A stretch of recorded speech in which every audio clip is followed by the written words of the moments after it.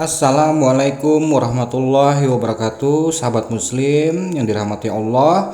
Terima kasih sudah hadir dan mampir di channel ini. Kita kembali dalam kesempatan ini berbagi tentang seputaran ilmu pengetahuan terkait dalam dunia kehidupan kita sehari-hari, khususnya kita semua bagi umat muslim tentunya. Sahabat semua, sebelum kita melanjutkan cerita ini, sudi agar kiranya sahabat semua memberikan terlebih dulu supportnya dengan menekan tombol like dan juga subscribe-nya bagi sahabat yang baru kenal dengan channel ini.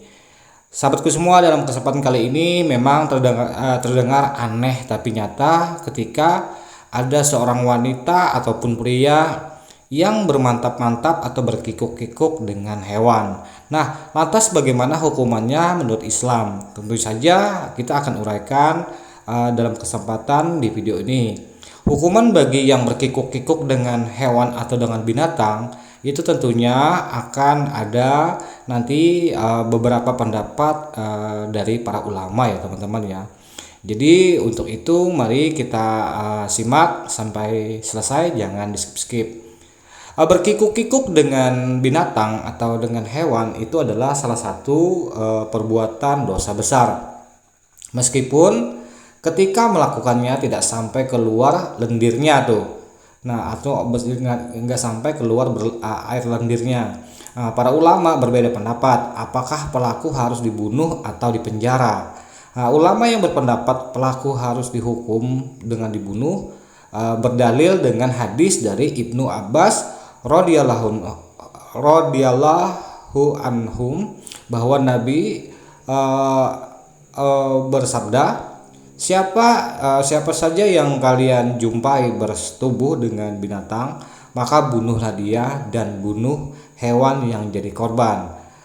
Hadis riwayat Tirmizi 1455. Nah, Abu Daud 4464 dan Ibnu Majah 2564. Hanya saja sahabat semua, hadis ini diperselisihkan kesahihannya oleh para ulama. Di samping itu, hadis ini bertentangan dengan keterangan oleh Ibnu Abbas dalam riwayat lain yang mengatakan siapa yang berkikuk-kikuk atau bersetubuh dengan binatang tidak ada hukuman khusus untuknya. Hadis riwayat Tirmizi setelah hadis nomor 1455. Artinya syariat tidak menetapkan hukuman khusus untuknya, tapi hukuman untuk pelaku tindakan ini dikembalikan kepada kebijakan pemerintah seperti penjara atau didera. Selanjutnya At-Tirmizi mengatakan hadis ini lebih kuat daripada hadis pertama yang bunyinya dihukum dengan dibunuh atau pelaku setubuh dengan binatang itu harus dihabisi dengan dibunuh. Nah, para ulama mengamalkan hadis ini dan pendapat ini yang dipegang oleh Imam Ahmad dan Ishaq bin Rahuyah Zami Tirmizi, artinya lebih condong ke di penjara teman-teman atau diberikan hukuman tergantung kebijakan dari pemerintah setempat. Pendapat kedua inilah yang menjadi pendapat mayoritas ulama. Dan inilah pendapat yang lebih kuat yang insya Allah bahwa pelaku tindakan perkikuk-kikukan dengan hewan, entah itu laki-laki ataupun perempuan, dengan hewan apa saja tidak dibunuh tapi dihukum sesuai kebijakan pemerintah. Nah, Al-Mausyu Al-Fiqhiyah 2433. Nah, terus mengapa sahabatku semua maka binatang yang menjadi korban perkikuk-kikukan itu harus dibunuh? Sejatinya ada perselisihan di sini ya. Yang pertama adalah mayoritas ulama Hanafiyah, Malikiyah dan Syafi'iyah. Nah, berpendapat bahwa binatang yang menjadi korban tidak dibunuh. Andai pun disembelih boleh dimakan jika termasuk binatang yang halal dimakan. Kedua, pendapat Abu Yusuf dan Muhammad bin Hasan menilai hewan ini haram untuk dimakan. Nah, adapun yang ketiga, mazhab Hanbali dan sebagian Syafi'iyah bahwa hewan ini dibunuh. Bahkan sebagian Syafi'iyah menegaskan bahwa hewan itu haram dimakan, meskipun dia termasuk binatang yang halal dimakan. Pendapat ini berdasarkan hadis dari Ibnu Abbas yang bunyinya, siapa yang bersetubuh dengan binatang maka bunuhlah dia dan hewan yang menjadi korbannya. Keterangan Ibnu Abbas bahwa tidak ada hukuman khusus bagi pelaku hanya menghilangkan status hukuman bagi pelaku. Sementara perintah membunuh hewannya tetap berlaku. Allahu alam ya sahabatku semua ya. Terus apa hikmah membunuh binatang yang telah terjadi perkikuk-kikukan antara manusia? Dalam riwayat Tirmizi dan Abu Daud, setelah menyampaikan hadis ini, Ibnu Abbas ditanya mengapa binatang itu turut dibunuh. Lalu beliau menjawab, saya tidak pernah mendengar keterangan dari Nabi Shallallahu Alaihi Wasallam dalam masalah ini. Namun saya lihat Nabi Shallallahu Alaihi Wasallam membenci orang makan dagingnya atau memanfaatkan hewan ini, dan hal itulah diamalkan. Maksudnya dan hal itulah telah diamalkan.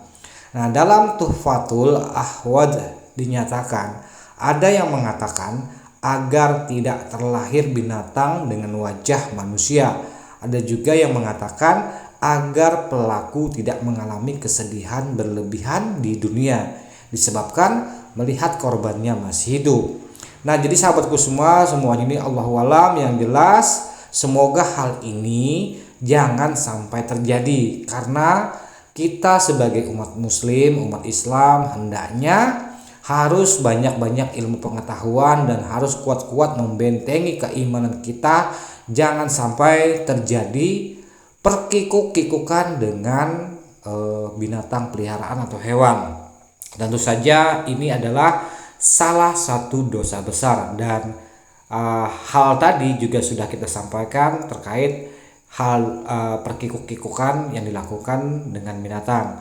Nah, kalau merujuk pada hukum yang pertama, binatang dan orang yang melakukan perkikuk-kikukan itu harus dibunuh. Akan tetapi karena ini ada kebijakan ulama yang lebih mayoritas ulama menyepakatinya adalah dengan dihukum.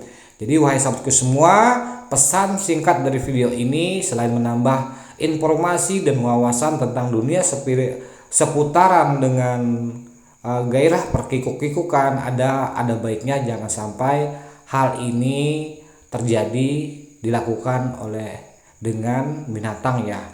Kalau belum bisa mampu berkawin, minimal puasa atau upayakan untuk membentengi iman kita. Jangan sampai gejolak perkikuk-kikukan itu sampai menggelapkan mata dan harus terjadi perkikuk-kikukan dengan hewan peliharaan.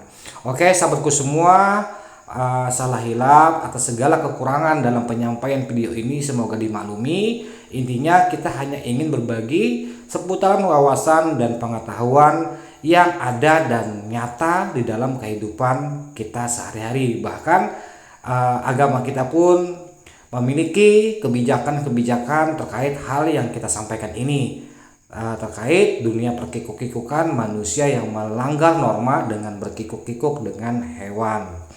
Oke sahabatku, semoga video ini bermanfaat, dan jika dirasa bermanfaat mohon dukungannya dengan menekan tombol like dan subscribe-nya.